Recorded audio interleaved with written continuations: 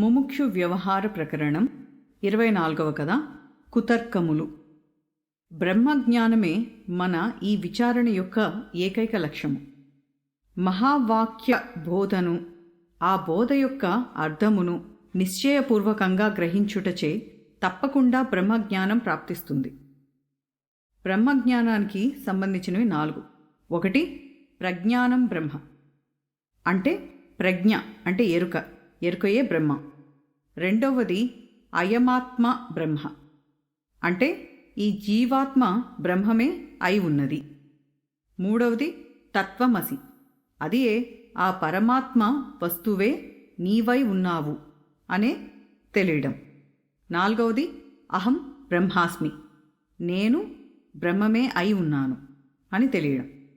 ఈ 4 వాక్యములు పరమ నిత్య సత్యమును బోధించటానికి 4 వేదాలు ఉపయోగించాయి. వీటిని గురుముఖత విని వీటి అర్థమును గ్రహించి ఆ అర్థం యొక్క ధ్యాస అలవర్చుకుంటే బ్రహ్మజ్ఞానం కలుగుతుంది. ఈ మన సంవాదము అదే అర్థమును అదే దృష్టాంతముల ద్వారా, కథానికల ద్వారా నిరూపిస్తోంది. ఇంతకన్నా ఉత్తమమైన సత్యము ఏదైనా ఉంటే ఎవరైనా ప్రకటించవచ్చు, లేదా ఇదే సత్యమును ఇంతకన్నా మధురంగా సుస్పష్టంగా చెబితే అది మంచిదే. అట్లా కాకుండా అనుభవం లేకయే అపవిత్రంగా తర్కంలోకి దిగుటకు ప్రయత్నించే వారికి నేను చెప్పుచున్నదొక్కటే, నాయన్లారా, స్వానుభవముచే మేము చెప్పుచున్న తత్వజ్ఞానాన్ని ఎందుకు తిరస్కరిస్తారు? అనేక మంది ముముక్షువులను దృష్టిలో పెట్టుకుని అనేక సోదాహరణలతో మీరు బ్రహ్మం కంటే వేరు కాదు అని మేము నిరూపిస్తున్నాం. ఈ పరమ సత్యమును సర్వజనులపై గల ఆప్యాయత చేతనే ప్రకటిస్తున్నాం. ఓ కుతర్కము చేయు మిత్రులారా, మీరు అనుభవపూర్వకంగా సత్యమును ఎరగకుండానే ఎవరైనా చెప్పిన దానిని వ్యతిరేకించుటకు మాత్రమే ఎందుకు ప్రయత్నిస్తారో చెప్పండి. మీపై మాకు ప్రేమయే సర్వదా ఉంటుంది. దయచేసి మొట్టమొదట మీ దృష్టిని శుద్ధపరచుకోండి. యత్నశీలురై ప్రాణాయామ, ప్రత్యాహార, తితిక్షాది అష్టాంగ యోగములచే బుద్ధిని సునిశితం చేసుకోండి. అప్పుడు ఈ శాస్త్రమును విచారించండి.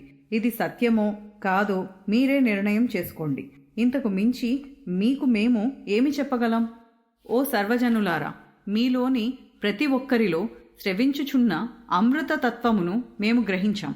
అట్లు ఎరిగిన దానినే మీ అందరికీ ఈ ప్రయత్నముచే ఇట్టివేయగు అనేక ప్రయత్నములచే గుర్తు చేస్తున్నాం.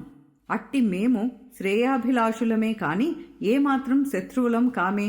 ఈ సంసారంలోని దోషమేమిటో గ్రహించినట్టి మేము బ్రహ్మజ్ఞానమును ఉదయింపచేసే వాక్యములనే చెప్పుచున్నాం. అందుచేత శ్రద్ధగా వినండి. వింటూ ఉంటే సత్యమేమిటో మీ అంతట మీరే మీ హృదయాకాశంలోనే గాంచగలరు.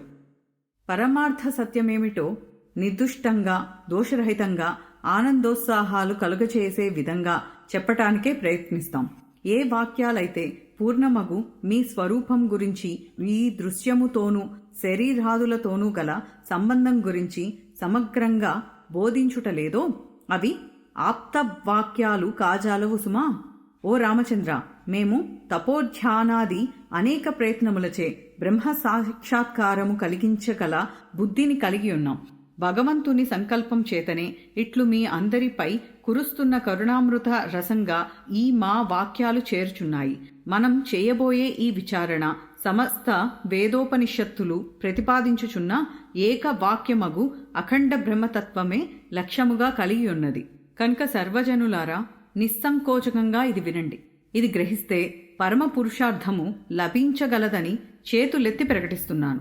జీవుని అందలి పరమాత్మతత్వమును మరుగున పరచు వేదాంత విరోధములగు అనేక శాస్త్రములచే అనేక తర్కములు ప్రతిపాదించబడ్డాయి.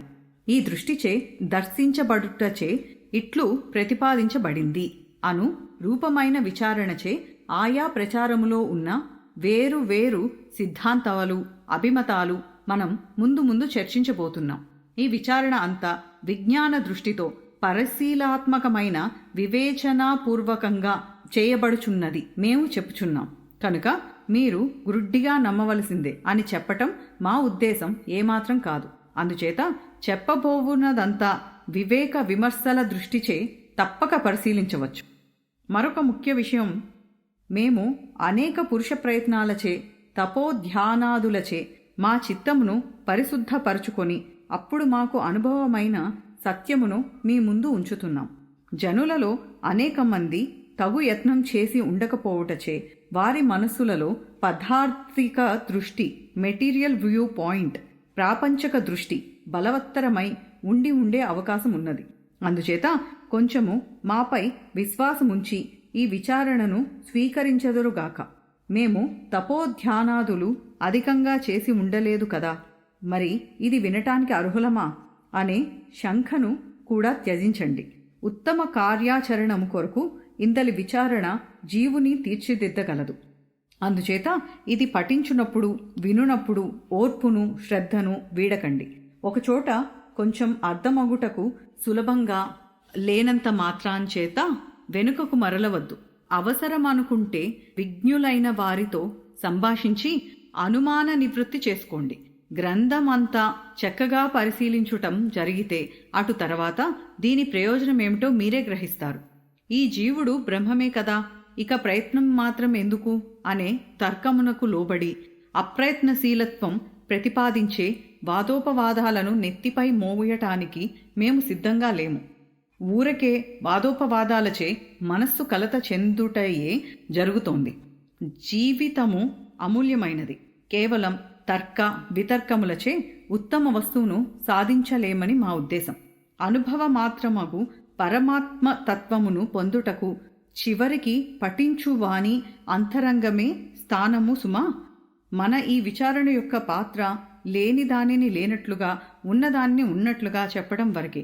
గ్రహించువాడు దోషరహితమైన వివేకంతో ఈ బోధను పరిశీలిస్తూ ఉండగా అద్వితీయమగు ఆత్మను నేనే అనే అనుభవం పొందగలడు. మేము ప్రతిపాదించుచున్నదంతా వేదాంగములలోని విజ్ఞాన సారమునకు అనుకూలంగానే ఉంటుందని మాత్రం చెప్పగలము. మహావాక్యములు అని చెప్పబడే అహం బ్రహ్మాస్మి వంటి వేదవాక్యములే మన ఈ విచారణ అంతటికీ ప్రమాణాలై ఉన్నాయి.